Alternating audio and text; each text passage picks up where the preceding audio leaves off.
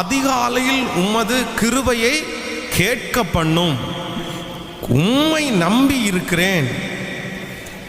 நான் நடக்க வேண்டிய வழியை எனக்கு காண்பியும். உம்மிடத்தில் என் ஆத்துமாவை உயர்த்துகிறேன். ஆமென். ஆண்டவருடைய பிள்ளைகளே, இந்த இடத்திலே நம்ம பல இடங்களிலே வேதத்தில் என்ன வாசிக்கிறோம் அப்படின்னா, கிருபையை பற்றி வாசிக்கிறோம். கிருபை, கிருபைன்னா என்னது?